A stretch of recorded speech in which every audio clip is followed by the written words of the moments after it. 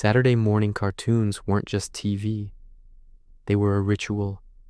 Kids woke up early, parents slept in, cereal bowls on the floor, cartoons on full volume.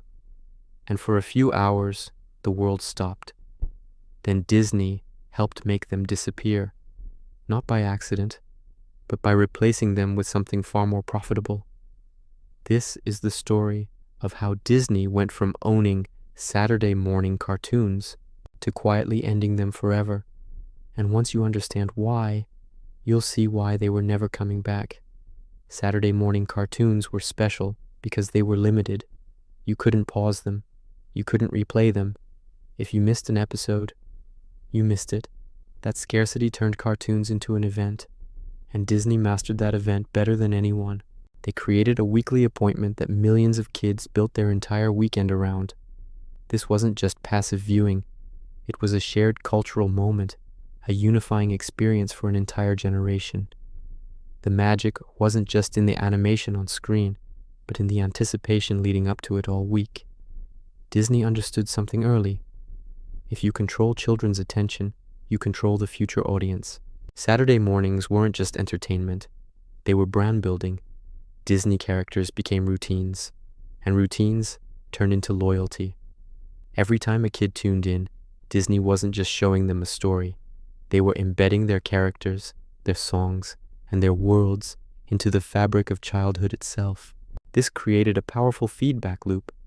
The more kids watched, the more they wanted the toys, the lunchboxes, and the theme park visits. Disney wasn't just in the cartoon business. They were in the loyalty business. For years, the system worked. Broadcast TV delivered massive audiences.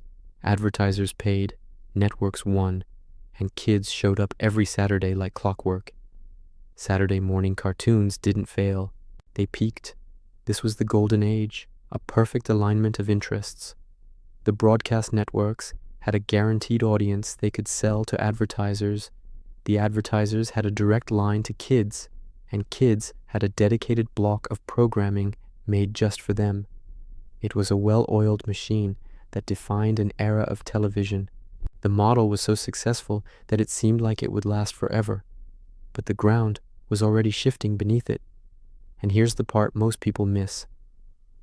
Saturday morning cartoons didn't disappear because kids stopped watching.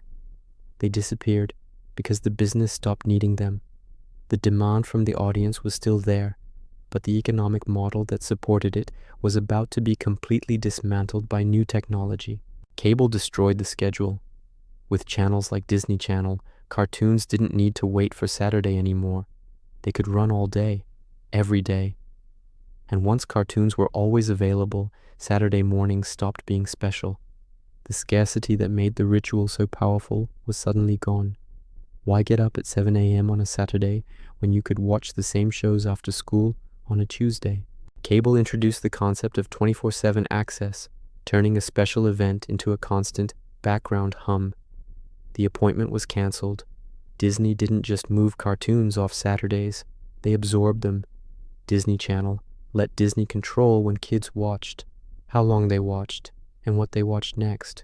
The ritual wasn't needed anymore. Instead of renting time on a broadcast network for a few hours a week, Disney now owned the entire channel, 24 hours a day. This gave them unprecedented control over the viewing experience. They could strategically air their most popular shows, promote their own movies and merchandise, and create a complete, immersive brand ecosystem. Saturday morning was no longer a destination. The Disney Channel itself became the destination. Then streaming finished the job. With Disney Plus, cartoons didn't have schedules at all. Everything was on demand. Instant, infinite, no waiting, no anticipation, no Saturday morning.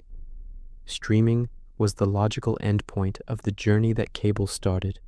It took the 24/7 availability of cable and added the power of infinite choice and immediate gratification. The very idea of a lineup or a schedule became obsolete. The power shifted entirely to the viewer. A kid with a tablet now had more control than a network executive from the 1980s. The Saturday morning ritual was officially dead. Saturday morning cartoons were great for broadcast TV, but terrible for modern business. They were free, limited, and hard to measure. Streaming is the opposite. Every click is tracked, every minute is monetized, and every kid becomes a subscriber. The old model was funded by advertising, which is an indirect way to make money. The new model is built on subscriptions, a direct, recurring revenue stream from the consumer. Plus, streaming platforms gather immense amounts of data. Disney knows exactly what your kid watches, when they stop watching, and what they watch next. This data is incredibly valuable for creating new content and marketing directly to you. Disney didn't forget about Saturday morning cartoons.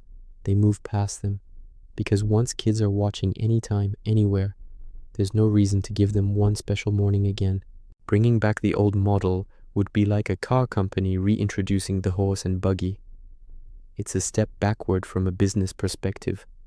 The goal is no longer to aggregate an audience at one specific time, but to keep them engaged within your platform for as long as possible, whenever they choose to log in. The event is gone, but the engagement is constant. Saturday morning cartoons didn't disappear because they stopped working. They disappeared because they worked too well for a world that no longer exists. Disney didn't kill cartoons. They killed the schedule, and with it, a piece of childhood routine. It's a classic case of innovation making a beloved system obsolete. The goal, getting kids to watch Disney content, never changed. But the method for achieving that goal evolved from a weekly appointment on broadcast TV to a 24/7 on-demand library in your pocket. It's a more efficient, more profitable, and more powerful model. If Saturday morning cartoons came back tomorrow, would kids even care? Or has streaming changed childhood forever? It's a nostalgic idea, but would a generation raised on infinite choice and instant access have the patience for a fixed schedule? Let me know what you think. If you enjoyed this mini documentary, leave a like, drop a comment, and subscribe for more. Thanks for watching.